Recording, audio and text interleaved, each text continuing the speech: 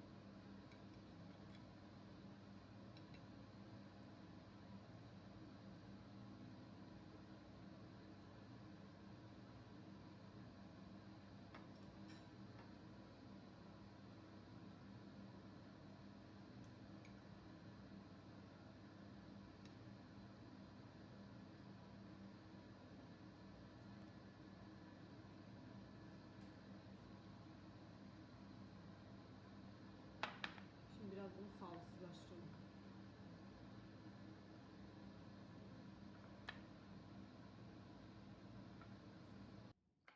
Anne bu ne reçeli? Bilmiyorum yani, çok zevksiksizdir. Evet, biraz kayısının kokusunu aldım ben. Bazen ailesi alıyor ki. Yani tane durmamış gibi, çok ezilmiş. Evet.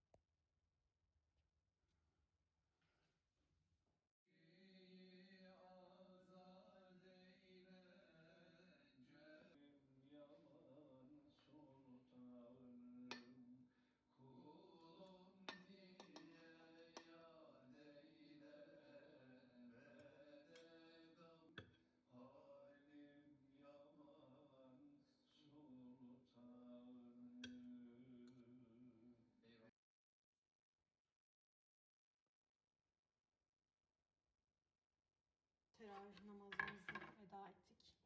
Allah kabul buyursun.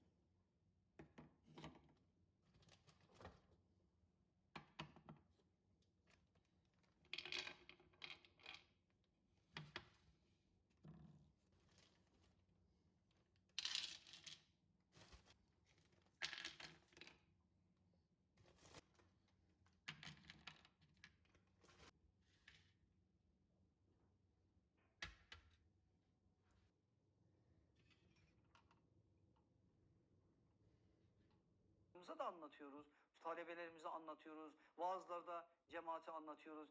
Kendimiz eğer bu iffet meselesini hayatımızın eksenine yerleştiremezsek eğer, işte Efendimiz Aleyhisselatü Vesselam gibi ve sahabe gibi, inanın ki sadece meseleyi konuşup duracağız. Onun için bu örnekler inşallah bize de örnek olsun da sahabenin bize vermiş olduğu bu güzelliği anlayabilelim. Kardeşlerimiz de biz de etrafa bakınca ister istemez görünen o haramlar ve görünen iffetsizlikler moralimizi bozuyor, umutsuzluğa kapılıyoruz. Ama vallahi bakın, bunu sadece kardeşlerimle paylaşmak için söylüyorum ki onların bir güzelliği olduğu için söylüyorum. Yoksa bizde herhangi bir şey yok. Bugün şu toplumda bile rüyalarında Hazreti Yusuf'u gören gençler var. Rüyalarında Hazreti Meryem'i gören gençler var. Eğer bir gencin rüyasına Hazreti Yusuf girmişse o öylesine değildir. Öylesine değildir. Mesela Süleyman bin Yesar'ın başından bir şey geçiyor. Bir sefer sırasında çadırının içerisinde bir kadın onun nefsinden murat almak istiyor. Giriyor içeriye, böyle kendisini takdim ediyor kadın. Süleyman bin Yesar başlıyor ağlamaya. Ağlıyor. Kadın diyor ne oldu buna? Bir şekilde bu adamdan bir şey çıkmayacak diye çıkıp gidiyor. Arkadaşı geliyor Süleyman bin Yesar'ın, diyor ki ya sen ne oldu, niye ağlıyorsun? Vallahi diyor böyle. O kadın böyle bir şey geldi bana teklif etti. Ben de kendi halime ağlıyorum ki ben ne yaptım ki o bu teklifi bana yapmaya cesaret buldu. Bunun için ağlıyorum dedi. Arkadaşı da ağlamaya başladı. Aradan birkaç gün geçti. Rüyasında o arkadaşı Hazreti Yusuf'u gördü. Hazreti Yusuf Süleyman bin Yesar'a selam gönderdi. Dedi ki git ona selamımı ver. O böyle bir şey yaptı. Allah da bu selamı ona bir ikram olarak gönderdi. Vallahi tarihten konuşmuyoruz. Hadi tarihte kalmış bir şey değil. Nice kızlarımız var ya, Şuayb'ın kızları gibi ya. Vallahi öyle. Şuayb'ın Medyen'deki o iki kızı neyse şu anda bizim kızlarımızın içinde, hanımlarımızın içerisinde böyle afifeler var elhamdülillah. Nice genç kardeşlerimiz var şu anda üniversitelerde okuyorlar. Etrafında bir sürü işte bu konuda kendisine gel diyecek haramlar var ama bütün bunların hepsine kapılarını kapatıyorlar. Çağın Yusufları ya onlar. Çağın Yusufları. Onun için hayalden bahsetmiyoruz. Evet, iyiler her zaman az olur. İyiliğin çok da reklamı olmaz. İyilik kendisini pazarlamaz. Ama iyiler var, salihler var, afifler var, afifeler var. Bunlar her zaman için var olmaya da devam edecek.